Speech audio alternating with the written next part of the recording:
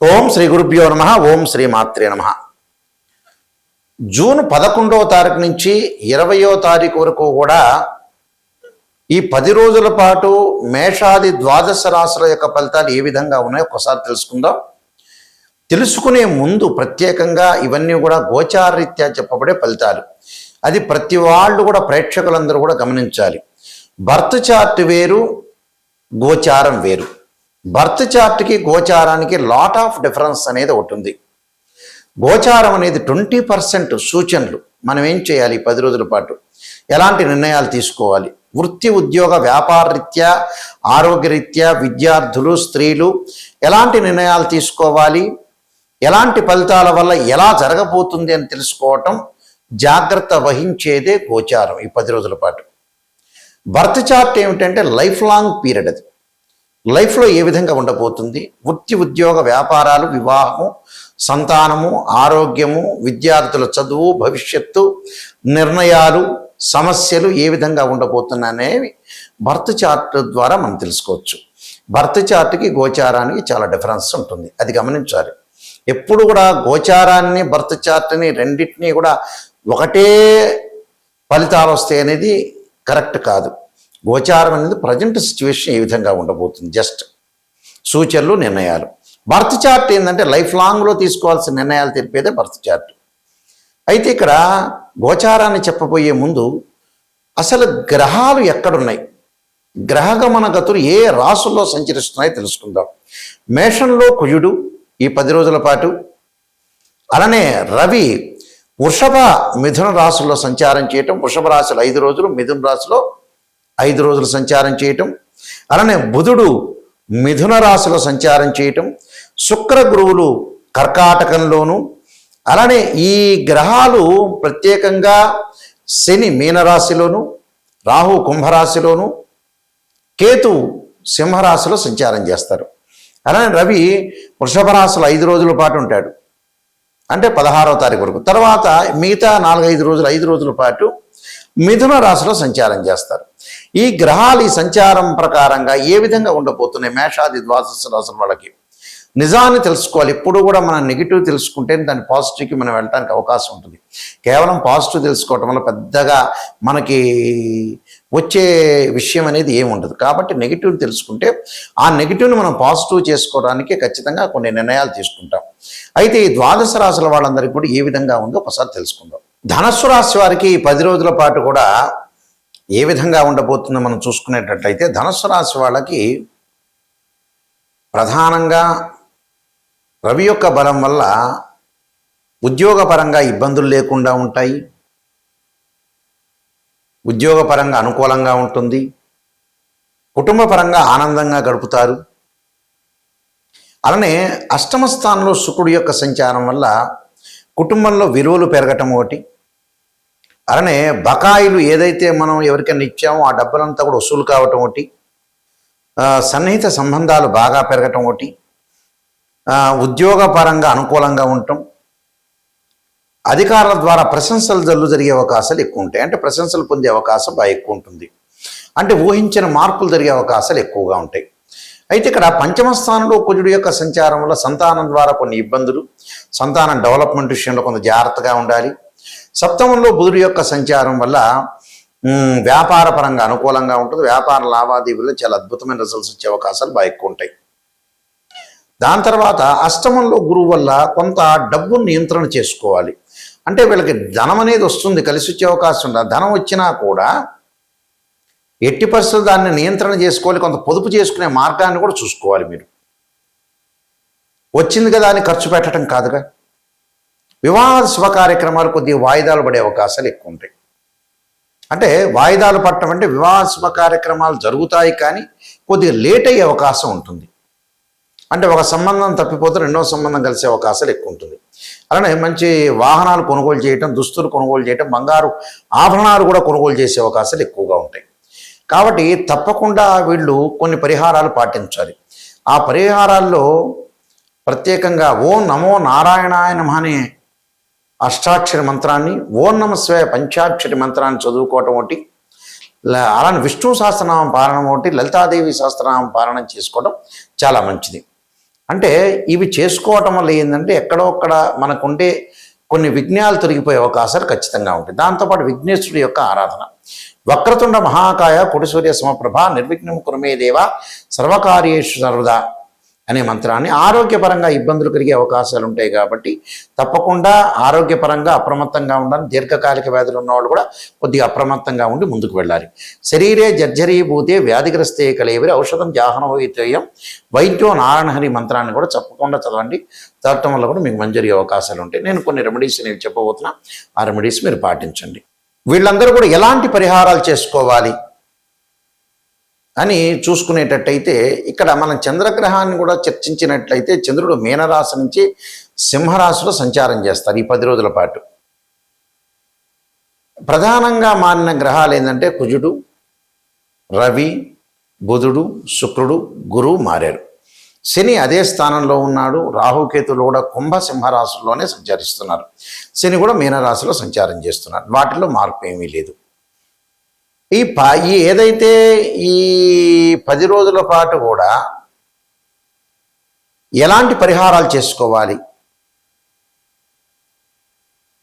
ప్రత్యేకంగా పరిహారాల్లో తారా మహాదేవి యొక్క స్తోత్ర పారాయణం చేయటం ఒకటి గురువారం రోజున, కుబేర మంత్రాన్ని చదువుకోవటం గురువారం రోజున, ఓం యక్షాయ కుబేరాయ వైశ్రవణాయ ధనధాన్యాధిపతే ధనం ధాన్యం సమృద్ధిమే దేహిమే దాపై స్వహ అనే మంత్రాన్ని చక్కగా చదువుకోండి. ఉద్యోగపరంగా ఆరోగ్యపరంగా ఇబ్బందులు కలుగుతున్నాయా, నిరుద్యోగులు కానీ గవర్నమెంట్ ఎంప్లాయీస్ కానీ ఉద్యోగపరంగా ఏదన్నా ఇబ్బందులు కలుగుతున్న వ్యక్తులు ఖచ్చితంగా రవి యొక్క ఆరాధన చేయాలి. రవి యొక్క ఆరాధనలో నేను చెప్పిన మంత్రాన్ని చక్కగా చదువుకోవాలి. ఓం ప్రభాకరాయ విద్మే దివాకరాయ ధీమహే తన్నో సూర్య ప్రచోదయాత్ అనే మంత్రాన్ని చక్కగా చదువుకోవటం. ఆదిత్య హృదయాన్ని పారాయణం చేయాలి. ఎప్పుడు చేయాలి? ఆదివారం రోజున సూర్యహోరలో, అంటే ప్రాతకాలం సూర్యుడు ఉదయించే సమయంలో సూర్యహోర అనేది ఒకటి ఉంటుంది. ఆ సూర్యహోరలో ఆదిత్య హృదయాన్ని పారాయణం చేయాలి. చేయటం వల్ల ఉద్యోగపరంగా ఇబ్బందులు లేకుండా ఉంటాయి. మానసికంగా బాధపడుతున్నవాడు ఖచ్చితంగా క్షీరపుత్రాయుధి అమృతతత్వాయుధీమే తన్నో చంద్ర ప్రచోదయాత్ అనే మంత్రాన్ని చక్కగా చదువుకోవాలి. వాహన ప్రమాదాలు జరిగి ఆస్తి సంబంధించిన గొడవలు జరుగుతున్నాయా, అన్నదమ్ముల మధ్యలో గొడవలు కానీ, మెడికల్ వాళ్ళు కానీ, రక్షణ శాఖ వాళ్ళు కానీ, పోలీసులు కానీ, ఎవరైతే కొన్ని ప్రాబ్లమ్స్లో ఉన్న వాళ్ళు, రియల్ ఎస్టేట్ వాళ్ళు కానీ, భూమి వివాదాలు కానీ, పొలాలకు సంబంధించిన పంచాయతీ కానీ, భూములు బాగా పండాలన్నా కూడా ఖచ్చితంగా కుజుడు యొక్క ఆరాధన చేయాలి. కుజుడు యొక్క ఆరాధన ఏ మంత్రం చేయాలి స్పష్టంగా చెప్పాలంటే అంగారకాయుధే శక్తి అస్తాయ ధీమే తన్నో భౌమ ప్రచోదయాత్ అనే అంగారక గాయత్రి మంత్రాన్ని చదువుకోవటం చాలా మంచిది. దాంతోపాటు కందులు దానం చేయటం చాలా మంచిది. అలానే బుద్ధి కరెక్ట్గా ఉండట్లేదా, సరైన ప్రణాళికల్లో వెళ్ళట్లేదా, సరైన ఆలోచనలు కానీ నిర్ణయాలు అనేవి కరెక్ట్గా ఉండట్లేదా అంటే బుధుడు యొక్క ఆరాధన చేయాలి. ఎలాగా? విష్ణుమూర్తిని ఆరాధన చేయాలి. విష్ణుమూర్తిని ఆరాధన చేయటం అంటే ఏమిటి? ఓ నమో నారాయణాయ నమః అంటే ఓ నమో నారాయణాయ నమః అనే అష్టాక్షరి మంత్రాన్ని చదువుకోవటం చాలా మంచిది. అలానే వివాహాలు కావట్లేదా, వివాహపరంగా కొన్ని ఆటంకాలు కలుగుతున్నాయంటే శుక్రుడి యొక్క ఆరాధన చేయాలి. శుక్రుడికి మన ప్రతి గ్రహానికి అధిదేవతలు, అంతరిక్ష దేవతలు, అధిష్టాన దేవతలు ఉంటారు. అంటే అధిదేవత ఉంటారు, ప్రత్యుదేవత ఉంటారు, అధిష్టాన దేవత, అంతరిక్ష దేవతలు ఉంటారు. శుక్రుడికి అంతరిక్ష దేవతన కమలాదేవి యొక్క స్తోత్ర పారాయణం చేయండి. అంటే వాహనాలు కొనుగోలు చేయలేకపోతున్నారా, లగ్జరీగా ఉండలేకపోతున్నారా, అనుభవించలేకపోతున్నారంటే శుక్రుడి యొక్క ఆరాధన చేయాలి. ఆయుష్ ప్రమాణంగా ఇబ్బందులు ఉన్నాయా, పనులలో ఆటంకాలు జరుగుతున్న వాళ్ళు, ఎల్నాటి శని, అలానే జన్మశని, ద్వితీయంలో శని, వ్యయశని, దాన్ని ఎల్నాటి శని అంటారు. అలానే అర్ధాష్టమ శని, అష్టమ శని, 10వ స్థానంలో శని ఉంటే కంటక లేదా పొంగు శని అంటారు. వీళ్ళు ఖచ్చితంగా దక్షిణకాళి స్తోత్ర పారాయణం చేయటం ఒకటి, శనికి నలని ద్రాక్షారసంతో శనివారం రోజు అభిషేకం చేయాలి. విదేశాలకు వెళ్ళలేకపోతున్నారా, కొన్ని విఘ్నాలు జరుగుతున్నాయంటే రాహుకేతులను ఆరాధన చేయాలి. రాహుకేతులను ఆరాధన చేసేటప్పుడు ఇక్కడ ధూమవతి చిన్నమస్తాదేవి యొక్క స్తోత్ర పారాయణం చేయటం, కేతు బాగలేని వాళ్ళు గణపతి యొక్క ఆరాధన చేయటం, రాహు బాగలేని వాళ్ళు దుర్గాదేవి యొక్క పారాయణం చేయటం చాలా మంచిది. ఎందుకంటే ఇవన్నీ కూడా చేయటం వల్ల మంచి జరిగే అవకాశాలు ఖచ్చితంగా ఉంటాయి. కానీ ఎప్పుడు కూడా జాతకం తెలుసుకునేటప్పుడు నెగిటివ్ తెలుసుకోండి. ఎందుకంటే ఒరిజినల్గా నాలాంటి వాళ్ళు ఏం చెప్తారంటే, ఎంతో అపారమైన అనుభవంతో నేను చెప్పే విషయాన్ని మీరు ప్రేక్షకులందరూ కూడా గమనించాలి. మనకి ఎప్పుడైనా సరే ఒక జాతకాన్ని చెప్పించుకునేటప్పుడు నేనే కాదు, ఆస్ట్రాలజర్ని మీరు అప్రోచ్ అయినా ఫస్ట్ నెగిటివ్ తెలుసుకోండి. నెగిటివ్ తెలుసుకుంటే ఆ నెగిటివ్కి పరిష్కార మార్గం ఏంటి?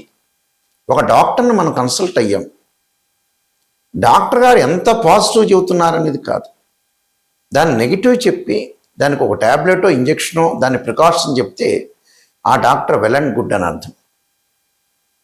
పర్వాలేదులేండి బాగానే ఉందంటే డాక్టర్ గారికి మీరు కన్సల్టింగ్ ఫీజు ఇస్తారు, నాలాంటి వాళ్ళకు కూడా కన్సల్టింగ్ ఫీజు ఇస్తారు. ఇచ్చిన తర్వాత బాగుంది అని చెప్పి మేము మిమ్మల్ని పంపిస్తే అది నిజంగా సత్యం అంటారా?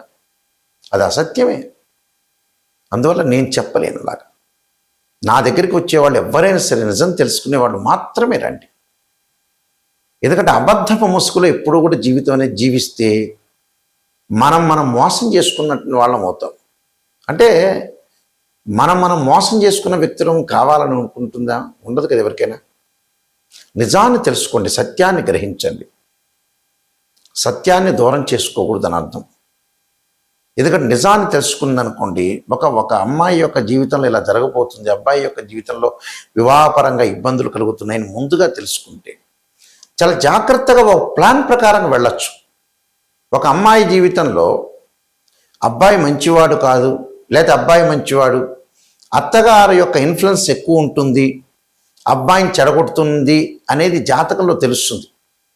అప్పుడు మీరేం చెబుతారు? ఇలా నాయకంటి గారు చెప్పారు, మనం వాళ్ళ ఫ్యామిలీ బ్యాక్గ్రౌండే చూడాలి అని ఆలోచన చేస్తారు. కొంతమంది ఏంటంటే అబ్బాయి బాగున్నాడు, తల్లిదండ్రులు ఎక్కడో దూరంగా ఉంటారు, అమెరికాలో ఉంటారు వీళ్ళిద్దరూ, వీళ్ళు హైదరాబాద్లో ఉంటారు లేదా గుంటూరులో ఉంటారు అనుకుంటారు.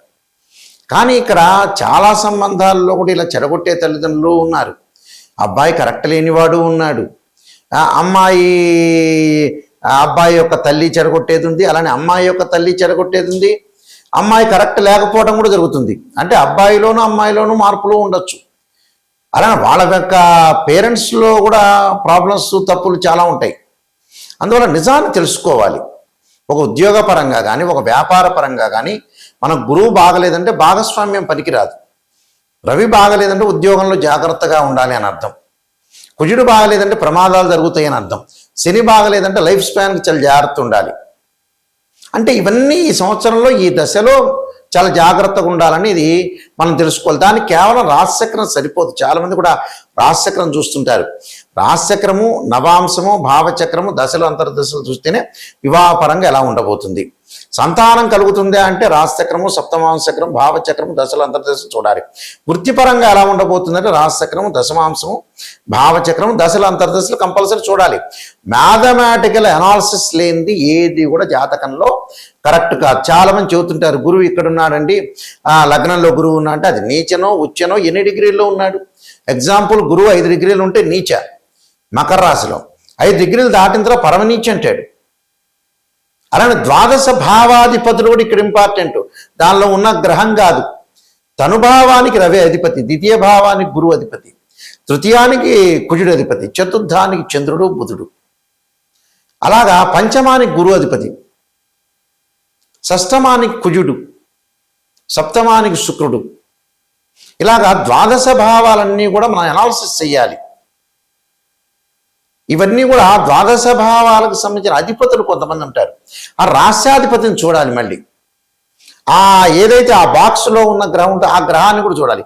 అంటే భావాధిపతులు అంటే ఏంటంటే ఇప్పుడు తనుభావానికి రవిధిపతి చెప్పారు. వాళ్ళది మేషలగ్నం అయింది, తనుభావానికి రవిధిపతి. మేషలగ్నంలో శుక్రుడు ఉన్నాడు, శుక్రుడు టెనెంట్. రాష్ట్రాధిపతి ఎవరంటే కుజుడు. అంటే ఈ భావాధిపతి ఓనర్ అయితే రాష్ట్రాధిపతి బిల్డర్ అవుతాడు. దానిలో ఉన్న గ్రహం అనేది టెనెంట్కున్నారు అని అర్థం. అంతే, అద్దెకున్న గ్రహం అని అర్థం. కాబట్టి ఈ భావాలని, ఈ 16 డివిజనబుల్ చార్ట్స్ని మనం ఖచ్చితంగా అనాలిసిస్ చేస్తేనే జాతకం చెప్పగలుగుతాం. కేవలం లగ్న కుండలు తీసుకొచ్చి ఎక్కడో నెట్లో చూసుకొని మీరు దానిలో ఇక్కడ లగ్నం ఉందండి, అక్కడ లగ్నం ఉందని చెప్పి రకరకాల దోషాలు ఉన్నాయని పితృదోషాల మీద పడేయటం, ఇలాంటివన్నీ కొన్ని జరుగుతూ ఉంటుంటాయి. జాతకాన్ని నిజం తెలుసుకోండి. నిజాన్ని తెలుసుకున్న వాళ్ళు మాత్రమే నన్ను అప్రోచ్ కండి. పొగిడే వాళ్ళు ఎవరు కూడా పొగడండి గురువు గారంటే నేనేం పొగడను. నెగిటివ్ తెలుసుకుంటేనే నాకు ఫోన్ చేయండి. నెగిటివ్ వల్లనే నాయకంటి మల్లికార్జున శర్మ గారి దగ్గర బాగుపడేది. ఎవరి దగ్గరైనా బాగుపడే నెగిటివ్ తెలుసుకుంటేనే. దానికి మందో ట్యాబ్లెట్టో పరిహారాలు ఏదో రకంగా ఉంటుంది. అందువల్ల ఖచ్చితంగా తెలుసుకోండి. అయితే మా www.nayakanti.com చూడొచ్చు. www.nayakanti.in మా వెబ్సైటు. నేను కాలసర్పయోగము, కాలసర్పయోగ చంద్రిక, రాహు కేతులు, ఛాయాగ్రహాలు, పుత్ర గణపతి వ్రతము, సర్వదేవతా గోత్రులు పార్ట్ 1 పార్ట్ 2, అలానే బృహత్ పరిహార సింధు, జాతక చంద్రిక, వివాహ మార్తాండము, స్వప్న శాస్త్రము, ప్రిడిక్షన్ ఆఫ్ ఆస్ట్రాలజీ, అలానే ట్రాన్సిట్ ఆఫ్ రిజల్ట్స్ అనే పుస్తకాలు నేను రాశాను. ఇవన్నీ కూడా రాజమండ్రి వారి మోహన్ పబ్లికేషన్ వారి దగ్గర దొరుకుతాయి. మా దగ్గర కూడా ఈ పుస్తకాలు అనేవి కొనుక్కోవచ్చు. అయితే నిజాన్ని తెలుసుకునే వాళ్ళు మాత్రమే మాకు ఫోన్ చేయండి. ఎందుకంటే మేము వంశపారంపర్యంగా చెప్పేవాళ్ళం. మా గ్రాండ్ ఫాదర్ కూడా మేమందరూ కూడా ఏంటంటే నిజాన్ని చెప్పాలనే ఉద్దేశంతోనే మీకు ఇవన్నీ కూడా నిజాలని చెబుతున్నాను. కాబట్టి మీ అందరికీ కూడా మంచి జరగాలని ఆశిస్తున్నా. నా మీద ఆ స్క్రోలింగ్ అవుతున్న నెంబర్ ఉంటుంది. ఆ స్క్రోలింగ్ అవుతున్న నెంబర్కి నాకు ఫోన్ చేయవచ్చు. డైరెక్ట్ నా నెంబర్కే వస్తుంది. నేనే మాట్లాడతాను మీతోటి. అయితే ఆ స్క్రీన్ మీద స్క్రోలింగ్ అవుతున్న నెంబర్ ఉంటుంది. దానికి మీరు కాంటాక్ట్ చేయొచ్చు. నాకే డైరెక్ట్గా వచ్చేస్తుంది. తప్పకుండా మీరు మంచి విషయాలు తెలుసుకోండి. చాలా జాగ్రత్తగా అనుసరించి ముందుకు వెళ్ళండి. మీ అందరికీ కూడా శ్రీ పరమేశ్వరుడు యొక్క కరుణాకటాక్షం ఉండాలని ఆశిస్తూ సర్వే జనా సుఖినో భవంతు.